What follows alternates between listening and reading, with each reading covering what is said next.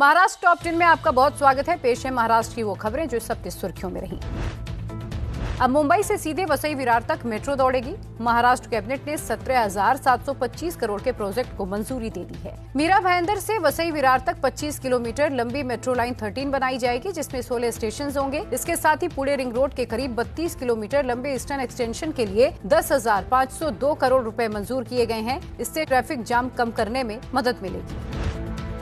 मुंबई की कनेक्टिविटी को एक और नया बूस्टर मिला है। मुख्यमंत्री देवेंद्र फडणवीस ने चेंबूर मेट्रो स्टेशन और Santa cruise Chembur link road के फेज 2 में बने 1.4 किलोमीटर लंबे एलिवेटेड रोड का उद्घाटन किया। इस मौके पर उप मुख्यमंत्री सुनेत्रा अजित पवार भी मौजूद रहीं। इसके साथ ही ठाणे बोरीवली ट्विन टनल के प्रोजेक्ट के TBM अर्जुना की शुरुआत भी की गई। ये टनल बनने के बाद ठाणे से बोरीवली का सफर करीब 90 मिनट से घटकर सिर्फ 12 से 15 मिनट रह जाएगा। मुख्यमंत्री फडणवीस ने बताया कि मुंबई की लोकल ट्रेन सर्विस को भी अपग्रेड किया जाएगा। मुंबई को 238 नई AC लोकल ट्रेनें भी मिलेंगी। महाराष्ट्र में सीएम फेलोशिप प्रोग्राम 2026 के नए बैच की शुरुआत हुई। मुख्यमंत्री देवेंद्र फडणवीस ने नए फेलोज से न्यू आइडियाज और सॉल्यूशंस के जरिए महाराष्ट्र के विकास में योगदान देने की अपील की। 2015 में शुरू हुए इस प्रोग्राम के फेलोज ने स्टार्टअप पॉलिसी, जिला स्तर के वॉर रूम्स और कई सरकारी योजनाओं में योगदान दिया है।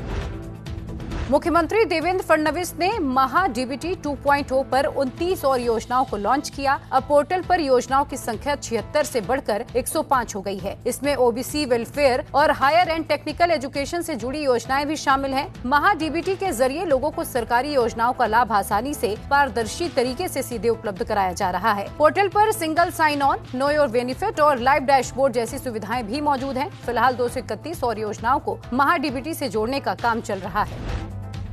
महाराष्ट्र के रेशम किसानों को फडणवीस सरकार ने बड़ी सौगात दी। मुख्यमंत्री देवेंद्र फडणवीस ने जालना में नए सिल्क कोकून मार्केट का उद्घाटन किया और कहा कि सरकार जालना को सिल्क इंडस्ट्री के बड़े हब के रूप में विकसित कर रही है। जालना अब सिल्क सीड और स्टील यानी कि SSS सिटी के रूप में अपनी पहचान बना रहा है। उन्होंने कहा कि सरकार का फोकस रेशम उत्पादन से लेकर प्रोसेसिंग, टेक्सटाइल, मैन्युफैक्चरिंग, ब्रांडिंग और मार्केट तक पूरी वैल्यू चेन तैयार करने पर है, जिससे आमदनी और रोजगार के नए अवसर बनेंगे। इस मौके पर सीएम ने जालना के सिल्क प्रोडक्ट्स के लिए जालनाई ब्रांड और उसका लोगो भी लॉन्च किया।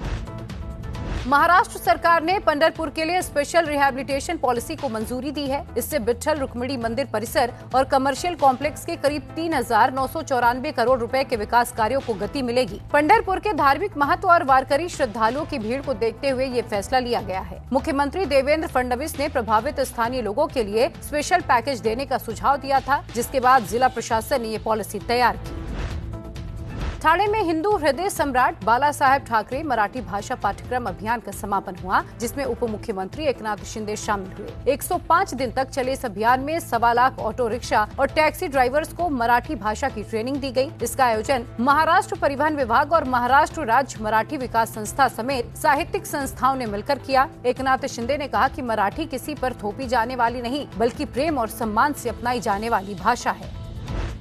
महाराष्ट्र सरकार ने जायकवाड़ी प्रोजेक्ट फेज 2 के लिए 6,477 करोड़ रुपए से अधिक के फंड को मंजूरी दे दी। इससे माजलगांव डैम और उससे जुड़े सिंचाई प्रोजेक्ट्स के काम में तेजी आएगी। इस प्रोजेक्ट से छत्रपति संभाजीनगर, अहिल्यानगर, बीड, परभड़ी और नांदेड़ समेत 5 जिलों में करीब 1,32,000 हेक्टेयर जमीन को सिंचाई का फायदा मिलेगा।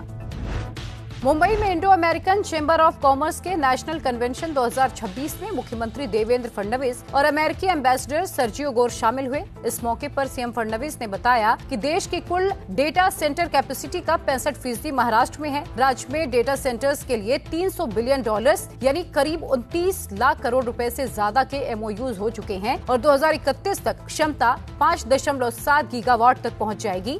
इसके साथ ही महाराष्ट्र डिजिटल और AI इंफ्रास्ट्रक्चर को मजबूत करने पर भी काम कर रहा है।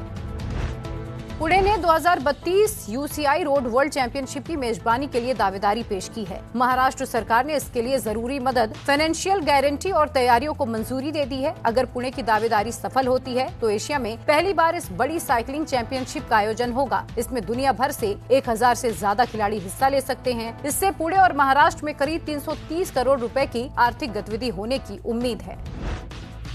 महाराष्ट्र टॉप 10 में फिलहाल इतना ही। हम फिर हाजिर होंगे महाराष्ट्र की नई खबरों के साथ।